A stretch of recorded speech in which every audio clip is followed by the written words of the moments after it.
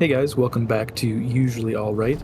Today we're talking about one of my favorite ships, the RSI Aurora Mark II. You might be wondering why we're talking about this, and well, with Founders Week coming up, we wanted to talk about what we thought was the best starter. So anybody that's looking to get into the game, we just want to talk about the Aurora. This is the ship we think you should pick up, and we're going to tell you why. So from a different perspective of somebody who's been playing the game for a little while and has bought themselves a higher level ship, I realized pretty quickly after owning that ship that I had locked myself out of some core gameplay loops and some of the just general playability of the game. I decided to pick up the Aurora Mark II because it was currently on sale for $45. I know that, is it a good financial decision to spend an extra $45 on a game that I've already spent a bunch of money on?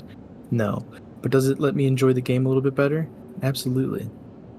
Yeah, and actually, a quick note, it's actually $45 on sale from $60 if you're doing the game pack. For anybody that's just buying it as a standalone that already owns the game, it's also $45. We usually do see it pretty frequently on sale at $45 for people who are not into the game yet, and you get the game package with that. So you get access to the game and this ship. You get access to the game for less than a standard game. Yep, on average. So this is definitely a good entry point, and it tends to be pretty much the cheapest starter. There are a couple that are in the same price bracket, but we're going to address that a little bit. But the Aurora Mark II is in the cheapest bracket of starter ship in the game that comes with game package. And that's part of what makes it so amazing, because it kind of lets you taste every type of gameplay you might be initially interested in the game, or at least the stuff that's a bit more well-rounded. And that's a little bit of what you were touching on, Dylan, is it's really easy to get really focused in on one gameplay loop or have a ship that you can't quite run by yourself. And it's always useful to have something like this just to go from point A to point B and run your errands around the verse or really anything else. I think that something that's lost on a lot of people who've been playing this game for a long time is the fact that when somebody starts this game, a lot of what they're going to do is just solo exploring. And you don't need a Cutlass Black for that. You don't need a Constellation for that. All you really need is an Aurora Mark II.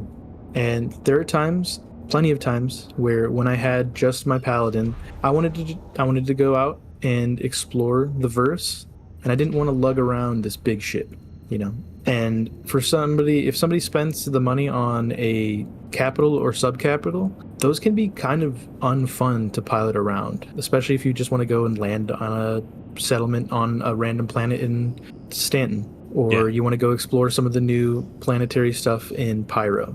And part of what's cool about the Aurora is it has the two modules, so those will eventually be available in-game. They're $10 separately. We'll get into them a little bit more, but those help expand what the Aurora is capable of. But at its core, it's a ship that will let you play the game, essentially, which is exactly what it should do. It's going to let you do it well. It's also a really good-looking ship. It's got a really high standard of fidelity. And I think on your note about exploring, it is a starter ship that has pretty decent living quarters, which is going to start mattering more and more. It has a bed, it has a suit locker, it has some weapon racks, it has some places for you to put boxes, both in and outside the ship. It kind of gives you a little bit of everything, so you can just use it for exploring, going point A to point B like I mentioned.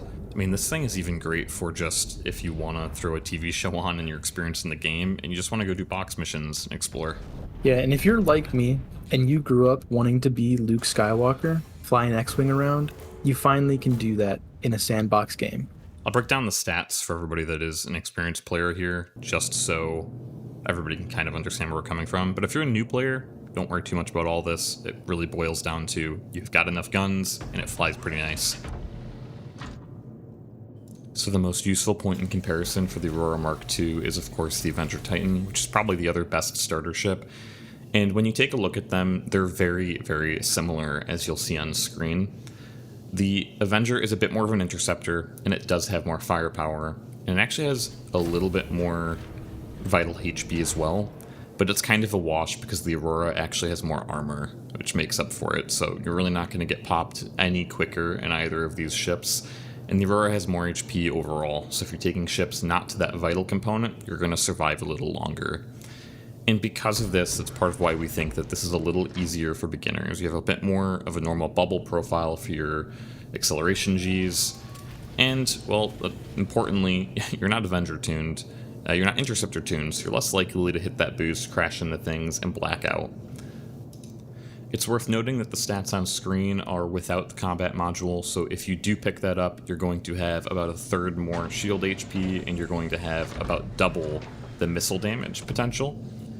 And that's going to be the key differences on this. Now, if you stack this up against a fighter, it's not going to compare as favorably, but for the starter ships, it compares very regularly across all of them. It's better in some ways, it's usually not weaker, and it's easy to fly. It's easy to get to using in the game.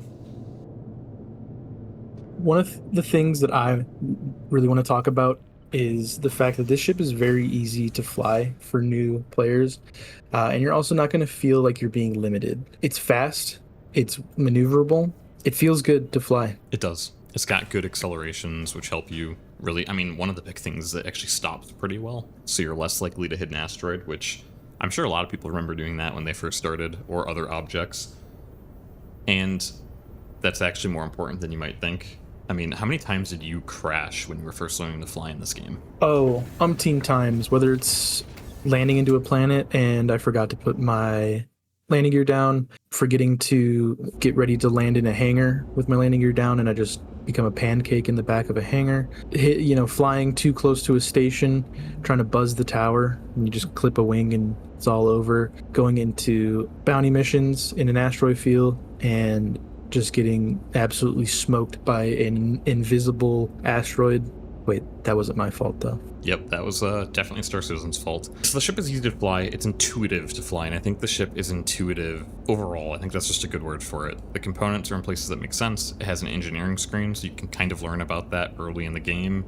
You can vault on top of the ship, so you don't have to do anything funky to get on. You can just walk to the front and pull yourself up. A lot of other ships, if you want to get on top of them, you're going to have to find other ways to platform onto them because they're not hooked up for that yet. The overall experience on it makes a lot of sense. Things are where you expect them to be, and it kind of just works. That applies to the modules as well. One of the things that a new player is going to learn pretty quick is how to move things with a tractor beam, because you're going to be doing that a lot in this game.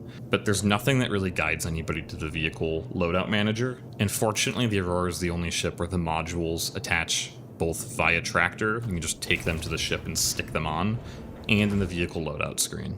So there's two ways to do it. It's a little more intuitive, and it works how you would think it would work. So, as we've talked about in the past, my favorite way to make money in the game is doing bounty hunting. I just like the combat. And in this, you can do relatively high-leveled LRTs pretty easily in it. Once you get up to the higher risk targets, you will kind of hit a wall with just deflection. But relatively easy mercenary missions, bounty hunting missions, pretty much anything that you're fighting up to like medium to somewhat heavy fighters. It's so fast that you can kind of get out of gnarly situations pretty easily, and it's got enough firepower that you can start damaging ships. And it's not as fast as doing it in a dedicated fighter, but you can definitely get them done, and I think it's a ton of fun. Yeah, I mean, for somebody that's just starting the game, this will let you tackle all of the content that you would expect a new player to be getting into, and it will grow with you. If you want to do higher level content in it, you probably can, but you would definitely need to start changing components out on this.